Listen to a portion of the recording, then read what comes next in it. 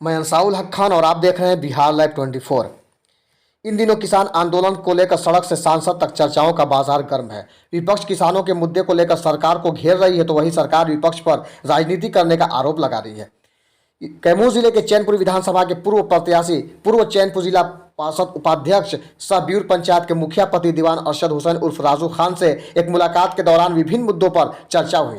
राजू खान पेशे से भी एक किसान है और जरूरतमंदों को मदद करने में भी पीछे नहीं रहते। सामाजिक विकास पर वो जाति धर्म से हटकर बातें भी करते हैं। इन दिनों देश में किसान आंदोलन कर लेकर चर्चाएं हो रही हैं। लगभग साल भर से चल रहा किसान आंदोलन में लगभग 700 किसान शहीद भी हो गए।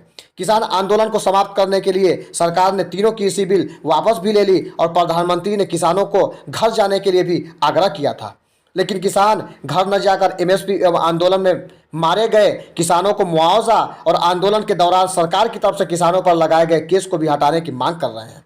आज किसान आंदोलन और संविधान दिवस पर अरशद हुसैन उर्फ राजू खान से चर्चा हुई। इन तमाम मुद्दों पर उन्होंने क्या कहा, देखिए पूरी बातचीत हमारे सहयोगी राजेश सिंह के साथ।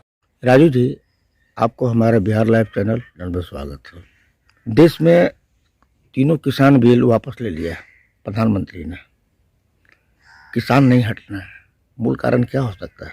सबसे पहले मैं आपका शुक्रिया अदा करना चाहता हूं कि आपने मुझे समय दिया। किसान आंदोलन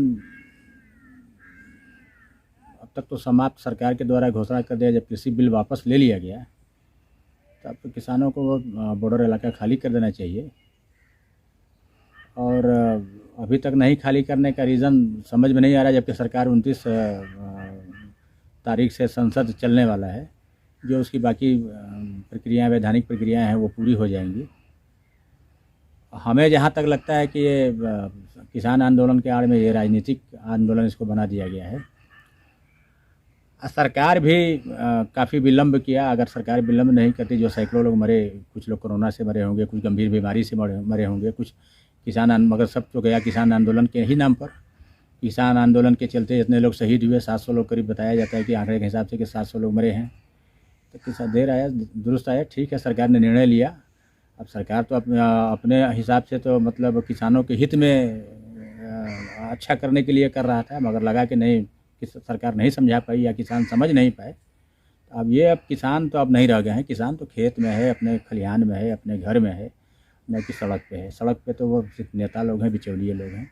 लेकिन जिन राज्यों में चुनाव होना है वहाँ के मुख्यमंत्रियों द्वारा जैसा शब्दों का प्रयोग किया जा रहा है, तो उससे तो ऐसा नहीं लगता है कि ये किसान का आंदोलन है, तो राजनीतिक आंदोलन हो गया। अब तो ये घूम कर लोग, अब महेंद्र सिंह टिकैत अभी हैदराबाद में गए थे, उनका स्पीच आ रहा था कि मतलब ओवैसी जो है, असदुद्दीन ओवैसी जो सांसद हैं, उनकी जो पार्टी है, उनके बारे में वो जैसा बोल रहे थे कि मतलब ये बीजेपी के पोषित हैं और ये बीजेपी के हक में काम करते हैं, और इनको बांध कर आप लोग यहाँ हैदराबाद में रखें, तेलंगाना में रखें।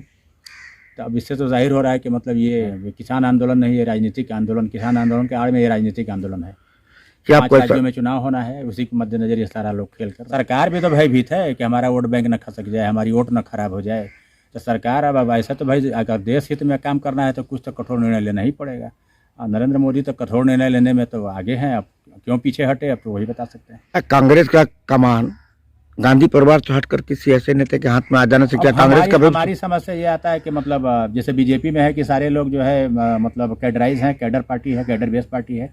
जो पार्टी का निर्णय होता है, नरेंद्र मोदी जी अगर कल बीजेपी निर्णय ले लेगी नहीं राजनाथ सिंह हो तो राजनाथ सिंह हो जाएंगे, कल निर्णय लेगी नहीं अमित शाह होंगे तो अमित शाह हो जाएंगे, निर्णय लेगी नहीं नड्डा होंगे तो नड्डा जी हो जाएंगे। अब कांग्रेस में ये यहाँ इस तरह की बात आती है तो जो बिखराव हो जाता है और सब लोग घुमा फिरा के फिर उसी परिवार पर आ जाते हैं। इसलिए मतलब मजबूरी है कांग्रेस की, हमारी समझ से। हो सकता है मैं भी गलत, हम सही भी बोल रहे हो या गलत बोल रहे हो, हमारी जो अपने सोचने की नज़रिया हम उस हिसाब से बोल रहे हैं कि उस पर लोग सहमत हो जाते हैं, इसलिए फिर उसी को लोग लेकर चलते हैं, उसी के नेतृत्व में काम करते हैं। कल पूरे देश में संविधान दिवस मनाया गया। कल भारत के लोकसभा अध्यक्ष के द्वारा एक मीटिंग बुलाई गई थी संविधान दिवस के ऊपर। लोकसभा अध्यक्ष किसी पार्टी राजनीतिक दल के नहीं होते, वो सर्वदलीय से चुने जाते हैं। लेकिन कांग्रेस जैसी पार्टी और इनके साथ में 14 विपक्षी दल ने इसे बहिष्कार कर दिया। इस पर आप क्या कहना चाहते हैं? क्या इन लोग को ऐसा करना चाहिए?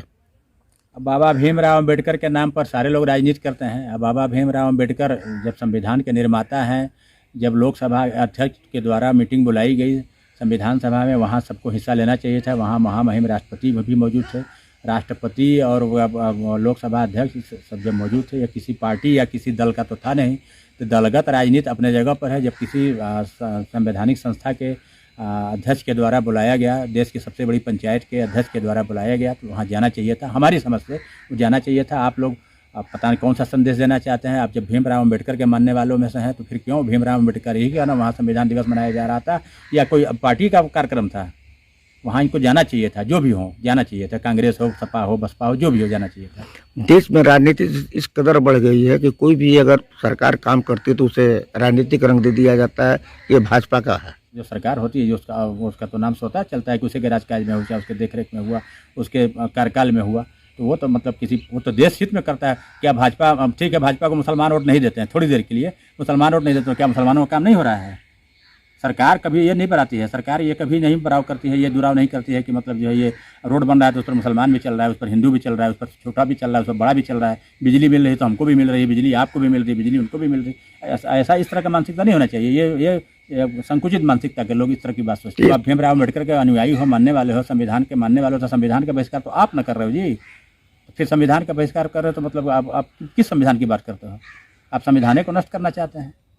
आप अपना जो है राजतंत्र लाना चाहते हैं, अपना पारिवारिक तंत्र लाना चाहते हैं, अपना जो है पार्टी का तंत्र लाना चाहते हैं। आप एक तरफ संविधान की बात करते हैं और दूसरी तरफ संविधान का बहिष्कार भी करते हैं संविधान सभा का।